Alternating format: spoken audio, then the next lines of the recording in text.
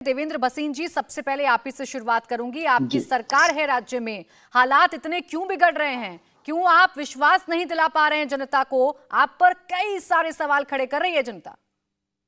देखिए, पहली बात तो मैं ये कहना चाहूंगा कि सारे प्रकरण में मुख्यमंत्री जी के द्वारा जिस प्रकार से तेजी से कार्रवाई की गई, जैसे ही केस पुलिस के पास आया, तीनों जो है वो जो अपराध आरोपी हैं उनको गिरफ्तार कर लिया गया। आज वो जेल में है।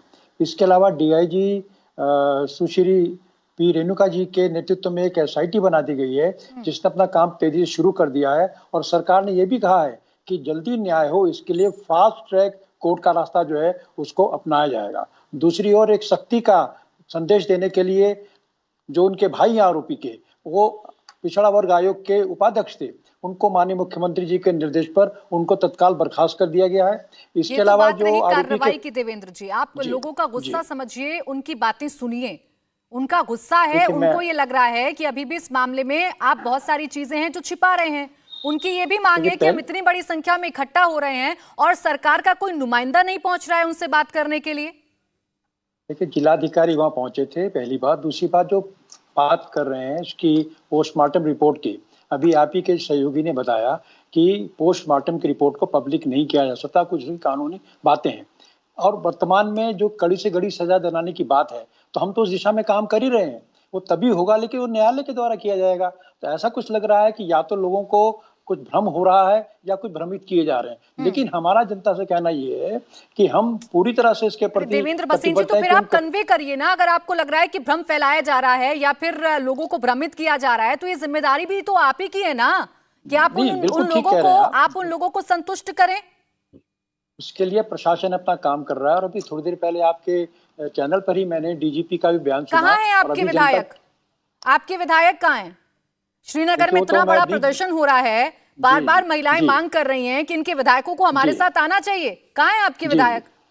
देखिए, वो कम्युनिकेशन का इशू हो सकता है, लेकिन मैं ये कह सकता हूँ कि मुख्यमंत्री स्वयं पूरे मामले का जो है मॉनिटरिंग कर रहे हैं। और हम जनता की जो बातें हैं, जो कड़ी से कड़ी सजा का प्रश्न है या जो दूसरे इश्यूज हैं, उसके प्रति हम बहुत तेजी से काम कर रहे हैं। और कहीं पर भी ये बात संवेदनशीलता जमीन पर नजर आती तो ये नौबत ना आती सर कि इतनी बड़ी भीड़, इतनी बड़ी संख्या में लोग इकट्ठा होते और आपको जरूरत पड़ती पीड़ित पिता की उस भीड़ को शांत करने के लिए। ये तो आपकी पुलिसिया व्यवस्था है सर वहां पर। आप मनोस्थिति समझ रहे हैं? 19 साल की अपनी बेटी को खोने के बाद वो भीड़ के सामने जा रहा है पिता और अपील कर रहा है।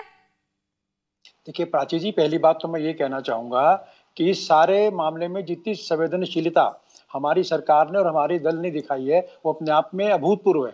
और हम पूरी तरह से इसके प्रति संवेदनशीलता नहीं हो सकती सर कि आप पीड़ित पिता जिसने अपनी बेटी को खोया है, आपको उसकी जरूरत पड़े। ये तो आपकी पुलिसिया व्यवस्था है वहां पर आक्रोशित लोगों को शांत करने के लिए। खैर सुजाता जी, प्राची जी, मैं ठीक है, मैं को टिप्पणी नहीं करना चाहता, लेकिन सुजाता जी, भीड़ भड़क रही है या फिर उन्हें भड़काया जा रहा है, ये सवाल देवेंद्र भसीन जी का है।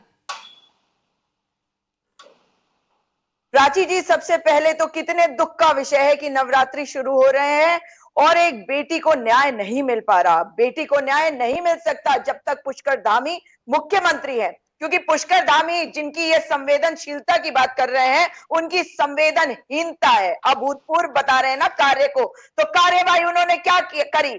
उन्होंने उस जगह पर जाकर उस एविडेंस को खत्म कर दिया जिससे पता चलता कि वो जो प्रोस्टिट्यूशन का डेन था उसमें कौन कौन सा नेता गया, किस किस को लड़कियों को सर्व किया गया। और ये डॉक्टर भसीन ने अभी जो शब्दों का इस्तेमाल किया, मुझे खेद है कि ये ऐसे शब्दों का एक बेटी के मृत्यु के बाद इस्तेमाल कर रहे हैं कि अभूतपूर्व तरीके से एक मुख्यमंत्री ने कार्य किया। कौन सा कार्य किया? क्या वो बेटी आप ला सकते हैं? मैं जानना चाहती हूँ डॉक्टर भसीन से।